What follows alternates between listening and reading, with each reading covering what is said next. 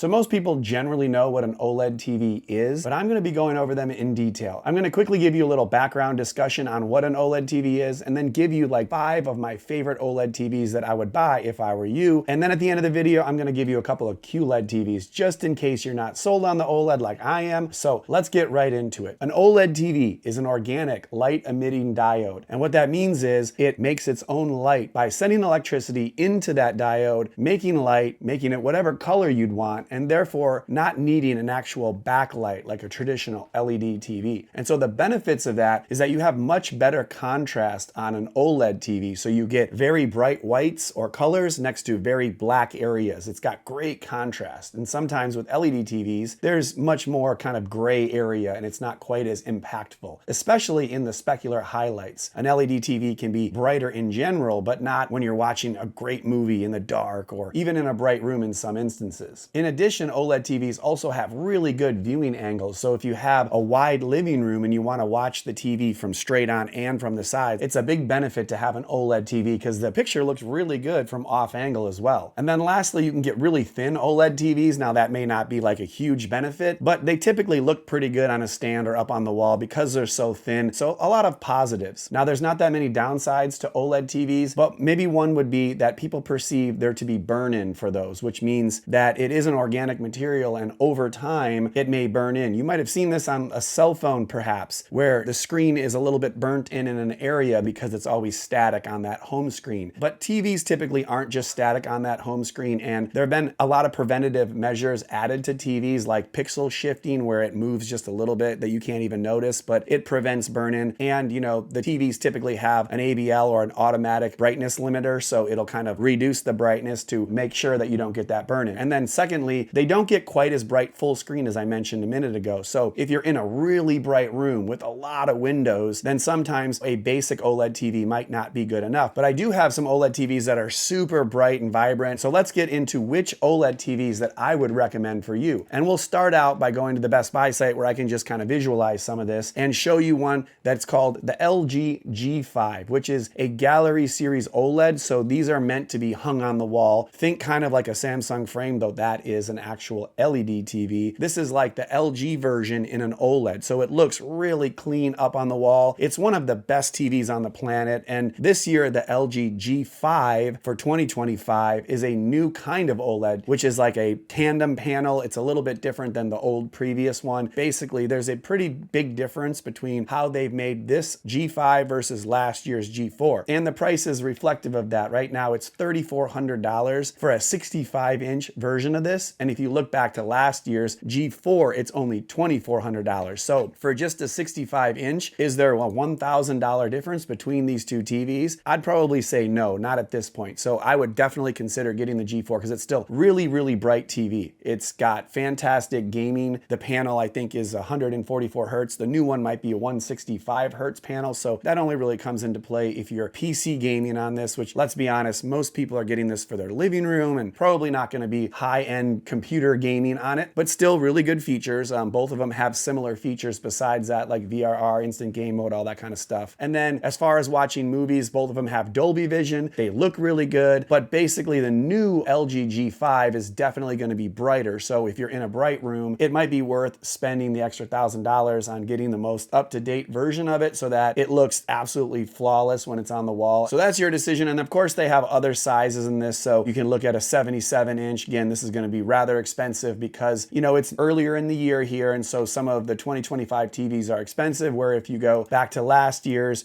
you're going to be saving a pretty good amount of money by buying 2024 version of these TVs. And that's going to be the case for most of them. And wow, that's even $1,200 difference for a 77-inch. So definitely consider last year's TVs. And all the links will be down in the description below, so you can check out all these and find the current prices, because sometimes they change from when I make the video to when you guys see it. Now I consider the LG G Series 1 TV. So the second TV I want to show you is a Sony OLED. And I absolutely love this TV. It is a Sony QD-OLED, and we have two of those to show you here. But what QD-OLED is quantum dot. So basically, I'm just going to give you the shorter version of this. It is a different type of OLED that kind of prioritizes color brightness. So you're going to get more color volume because there's a little bit less work being done with regards to just creating brightness via white color. So now you're going to get more color in general, brighter colors, and still get that perfect contrast of an OLED TV. So Samsung and Sony have QD-OLEDs. This is the Sony version for 2025. It's called the Bravia 8 Mark II, and it's really awesome. I saw this in Japan, so really cool experience, and I'm hoping to get the review unit in the house here just so I can make a video about that again. But it's much brighter than the original Bravia 8, which is not QD-OLED. That's just the traditional OLED TV. And this comes in 65 and 55 inch only. So the 65 inch is $4,000 right now. That is pretty expensive, but this is a really, really premium TV. Sony typically has the best processing and upscaling as well as color accuracy. So if this is going to be your main TV for the next 10 years and you want it to look like a Hollywood movie should, you want it to upscale lower resolution content like sports or news and make it look really good on a bigger TV like this, and you want the fantastic Google TV operating system that's ranked probably the highest of all operating systems, I'd highly recommend Sony OLED TVs, and this Bravia 8 would be the choice for literally the best. And if you wanted to get a 77 inch, then we have the Bravia A95L. I actually have this TV, and at 77 inch for this specific TV at still about $5,000, it's rather expensive, especially since, as you can see here, it says 2023 model. So this is now going to be its third year where we're having this Sony OLED. And the reason for that is because I don't think they sell a ton of 77 inch OLED TVs. And Sony's made that decision that while they like this new Bravia 8 Mark II for the 65 and the 55, which again is a newer panel, it's going to be brighter, they are really happy with this A95L 77 inch. And to be honest, so am I. But that's not to say that this would then be the only choice for 77 or larger inch OLED TVs. So I'll get to that in a minute. And some of the prices on these OLEDs are going to get less expensive as we go, so just bear with me here. But this is basically the best option. You can just get the regular Bravia 8, the Mark I, which is a traditional OLED at 77 and I believe 83. So that would be another choice. But 77 inch, you got A95L, which is a QD OLED. Now the third one I want to speak to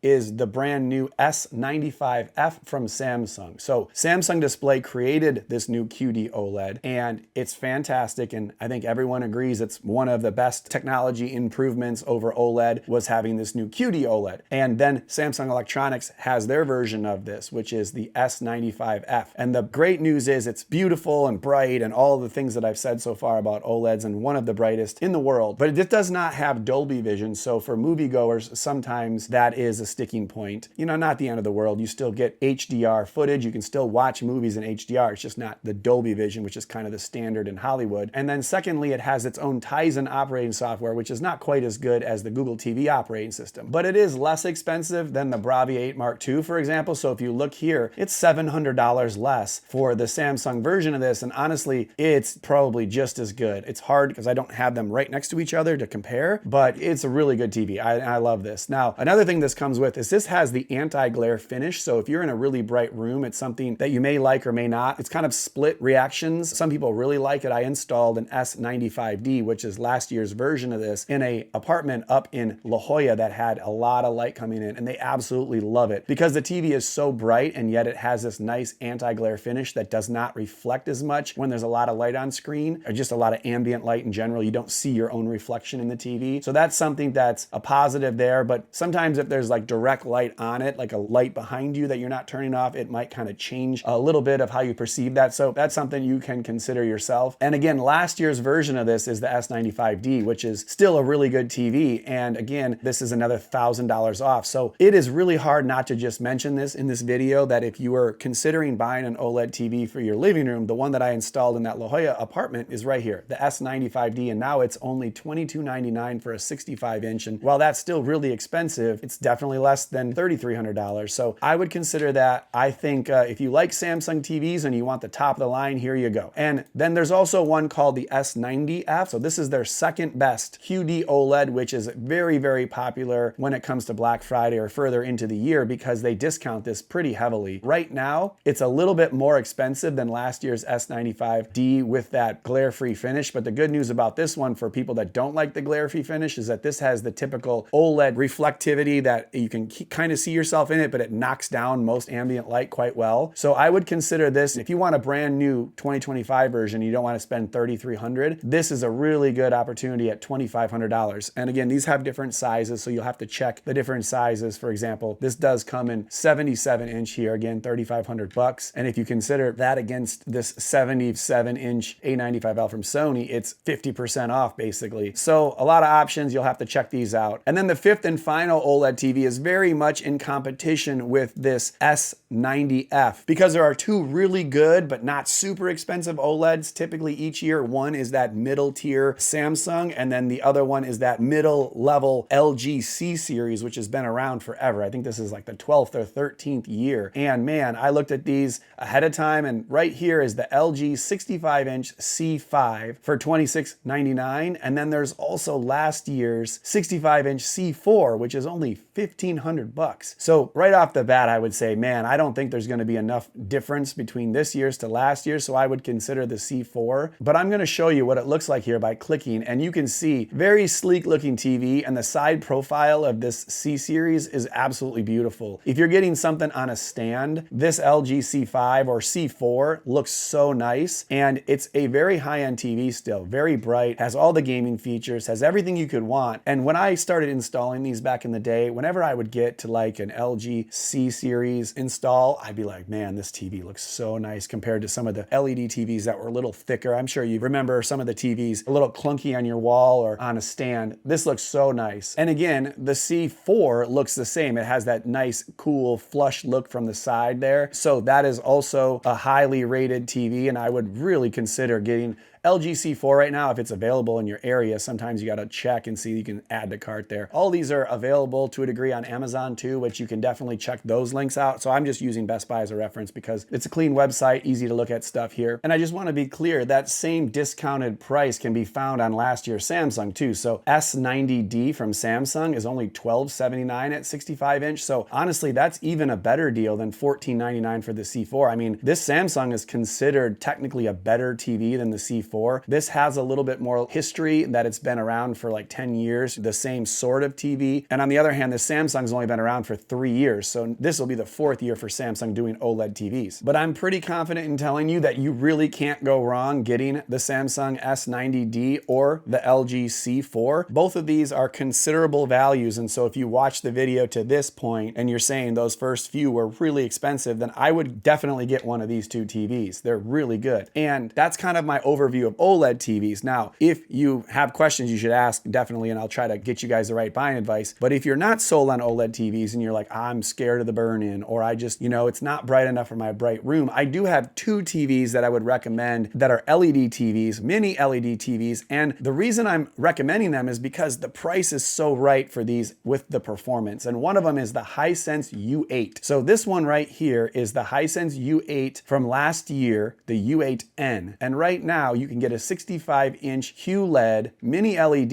here for only $949 for that 65-inch. And if you go up in size to 75-inch, which is comparable to those 77-inch OLEDs, it's $1,100. So that's like half the price to 1/3 of the price of those OLED TVs. And while maybe they're not quite as good because they have some blooming or what's the light bleeding, or they don't have perfect contrast like OLED TVs do, these are still really good TVs. I recommend them to my family all the time. And for most people in living room situations, these are going to be great. And before you ask, yes, Hisense, I love this brand, to be honest. I've had multiple year Hisense TVs and they're still doing just fine. I have one outside that gets rained on all the time and that TV still functions. I don't really know how at this point. So every brand kind of has their longevity questions and their technical support or customer service ups and downs. I can't say that I have had any better or worse experience with Hisense. I think they're fine. And other brands, I've had people complain to me about all the brands and say it's the worst experience ever. So anecdotal evidence is not always the best. Obviously people have issues, but really it just comes down to maybe getting an extended warranty on one of the websites if you want to make sure that you're not going to have issues with something like that, because it can happen to any TV. But I think the value of this 75 or 65 or even 85-inch Hisense U8 is great. And they're going to have a new U8Q this year. In fact, that's what the 100-inch is behind me. We had a really cool review. You should check it out on YouTube, the unboxing unboxing of it. Same with the 115-inch TCL, which is a really popular video as well. And so this U8 is a great series. The Q is a little bit more expensive. And then we also have TCL Qm8, which is also really good. And this is even less expensive. 65-inch Qm8 from last year is only $899. So now you're under $1,000. You're getting a really bright mini LED TV that's going to do great things. Both this and the Hisense have the Google TV operating systems, so you're going to be good there. But I think this is a great TV, and you could also save a bunch of money by getting this LED TV, and I think you'd be happy, specifically because these LED TVs have come so far with mini LED having great gaming features, being so bright, operating systems that are pretty standard now. So this is a great option too. So I hope that you've enjoyed all these different TVs. And if you're still confused, I do have some resources for you. So we have just made a brand new TV quiz that's really cool and intuitive, but we need some feedback on it because I'm not sure if it's working perfectly. But basically you go through some questions that's going to ask you, what kind of room you're in, what kind of TVs are you looking for, new ones or ones from last year. It's going to give you brand preferences so you can weed out any TV brands that you aren't confident in. And then it's going to ask you how far you sit away, what your budget is, and kind of what content you watch. And with those questions answered, it's going to populate some results for you and give you literally the best TV that you could hope for in your budget, and then a couple other ones below that. It's come in really handy for some of our clients. They've been able to go through and then purchase that product, and it does provide us with a commission based on the recommendations, but it has no effect on you. It doesn't cost you anything else to try. But it's a really cool opportunity for you to go through the motions of determining what things are important when buying a TV and then getting the results. So check that quiz out and then give us feedback. Do you like the quiz? Is it useful? Is it not useful? How could it be better? I want to see all the comments down in the description. And then lastly, I have created a new Best Buy page that curates kind of like the best TVs, similar to how I've gone through them here and on the quiz. So if you want to check out that, it's a very easy website. You just click on the creators.bestbuy.com and then you can see kind of the different collections that I've made. So, this is all the top rated TVs that I think that are out there. And then there's, OLED, there's mini LEDs, and then there's also really big screens. And that's just another resource that you guys can use. Again, all of these links will be down in the description below. I'm looking forward to feedback and questions. Let me know what you guys think. Are you going to buy an OLED TV? And if so, which one? Do you have questions about, one that's older versus newer, or questions on the quiz, the Best Buy page, all that? Let me know in the comments, and make sure to smash the like button. That really helps the channel, and subscribe if you haven't already. We're going to have all kinds of unboxings this year. We're going to have a new micro LED, some TV installations, all kinds of cool stuff. So subscribe to the channel, join the fun, and we'll see you guys on the next video.